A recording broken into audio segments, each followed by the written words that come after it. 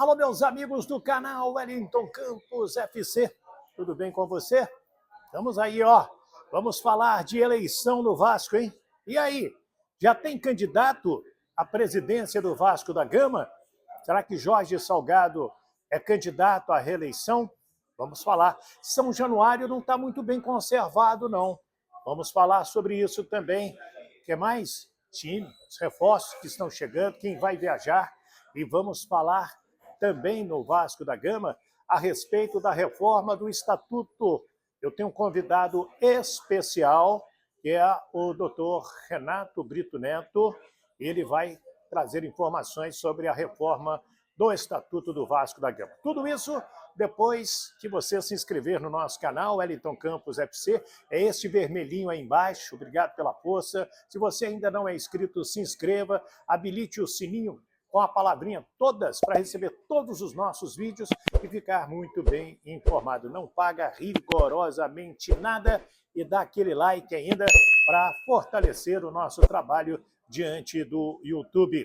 Muito obrigado pela força que vocês deram aí no nosso vídeo de homenagem ao Roberto Dinamite. Foi um sucesso, muito legal mesmo. Mas depois da vinheta, temos muitos assuntos para tratar aqui sobre o Vasco da Gama. Roda a vinheta!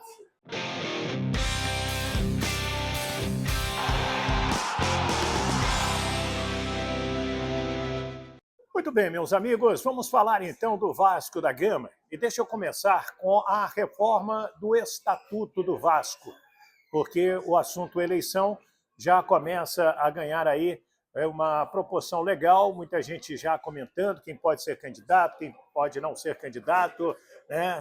Daqueles tradicionais que sempre concorrem. Então, deixa eu começar com o doutor Renato Brito Neto, ele que é do Conselho Deliberativo do Vasco da Gama e vem trabalhando na reforma do Estatuto do Vasco. E vai fazer uma audiência pública nos próximos dias. Ele vai trazer todos os detalhes a partir de agora para nós. Fala, doutor Renato. Bom, foi muito boa essa tua pergunta, porque sinto que eu devo uma satisfação à torcida do Vasco, né? O Estatuto, ele originalmente ficou pronto em março do ano passado. Estava prontinho, pronto, embalado, pronto para ser votado. Só que com a SAF, primeiro que obviamente o clube entrou em outro tipo de prioridade, né? Então a gente travou um pouquinho a discussão e naturalmente com a saída do futebol, algumas coisas tiveram que ser enxugadas, né? Por exemplo, a gente tinha um capítulo de previsão de SAF, esse capítulo mudou para uma SAF já instituída. Então a gente esperou terminar o processo todo de SAF, que só terminou lá para novembro mais ou menos, e agora então eu dei fiz algumas adaptações do texto, mudei o capítulo de SAF, tirei toda a parte de futebol. Ou seja, vai ser um estatuto um pouco menor do que o previsto, mas o grosso foi mantido, que é principalmente manter todos os mecanismos de controle, porque muita gente se engana, né, achando que agora o Vasco vai diminuir de tamanho. A gente não tem essa visão. A nossa visão é que os mecanismos de controle precisam continuar, né?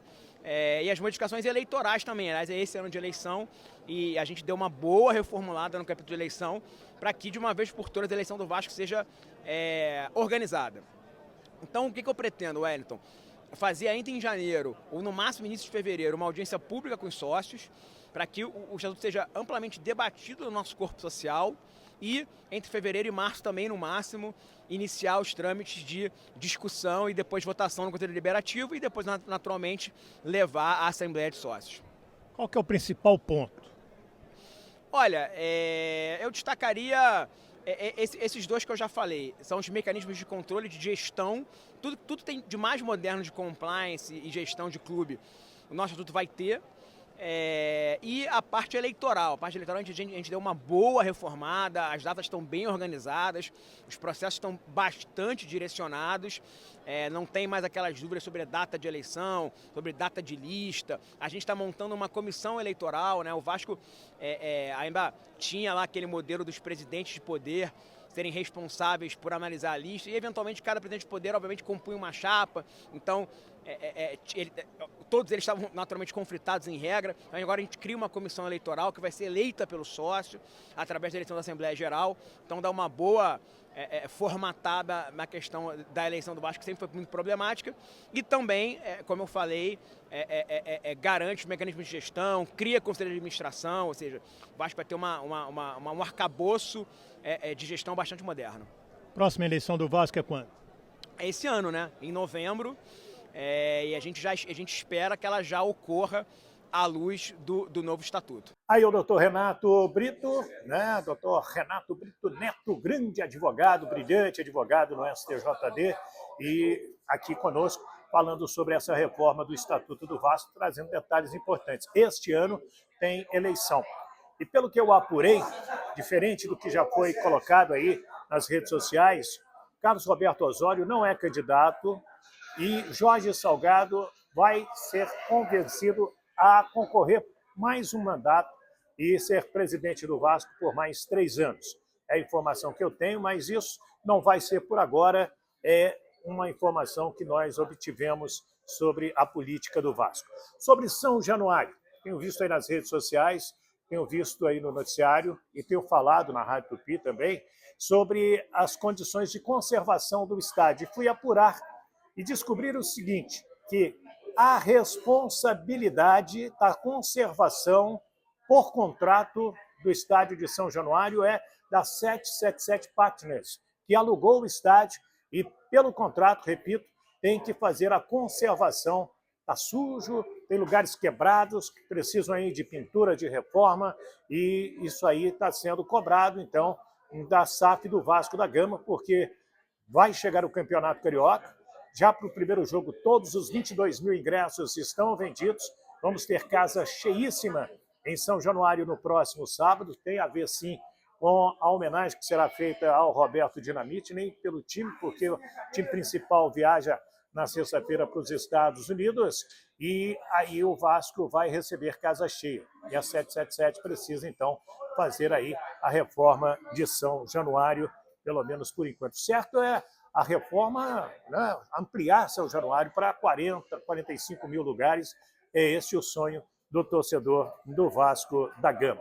O Jair fazendo exames médicos, o Ivan também fazendo exames médicos, o Capasso está tudo pronto para ser zagueiro do Vasco, o Orelhano também no Rio de Janeiro, já está até treinando, tem fotos circulando aí dele com material do Vasco, faltando alguns detalhes dos advogados para a assinatura do contrato. Machucado, De Luca não vai viajar para a excursão, vai ficar no Rio, ele tem um edema na coxa direita.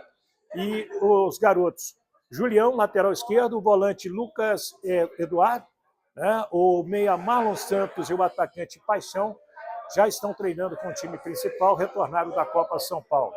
E o lateral esquerdo, Paulo Vitor, pediu para ficar, para seguir com o time no Campeonato Carioca. O Vasco não vai ter televisão nos seus jogos, né, porque a TV Cazé é um streamer no computador, pelo menos por enquanto, sem TV para os jogos do Vasco no Campeonato Carioca. Vasco que na semana que vem vai conhecer seu adversário da primeira fase da Copa do Brasil. A CBF vai fazer o sorteio da Copa do Brasil na próxima semana. Hoje definiu que a Supercopa do Brasil entre Flamengo e Palmeiras será em Brasília no dia 29 de janeiro, domingo, às 4 da tarde. Tá certo? Então, são essas as notícias que nós temos. Na Copa São Paulo, o Vasco joga sexta-feira em Osasco, no estádio José Liberato, né, com a equipe do Ibrachina, que é um instituto envolvendo brasileiros e chineses, já faz um trabalho legal, e o time na Copinha também fazendo uma boa competição. Se você não é inscrito no nosso canal, peço para se inscrever, o Wellington Campos FC, a descrição está passando aí embaixo. Esse vermelhinho aí não paga rigorosamente nada e ainda peço para você dar aquele like, para dar aquela força para o nosso trabalho, contar para os seus amigos, espalhar, né, e nos ajudar a continuar fazendo vídeos aqui no YouTube. Muito obrigado pelo carinho, pela credibilidade. Quero os seus comentários sobre a eleição do Vasco, sobre a reforma de São Januário, né, sobre a homenagem a Roberto Dinamite. Não posso esquecer, hoje no jogo lá do Futebol Clube do Porto, botaram uma faixa enorme homenageando o Roberto Dinamite. Também uma justíssima homenagem. Gente, um forte abraço do Rio de Janeiro, o Wellington Campos.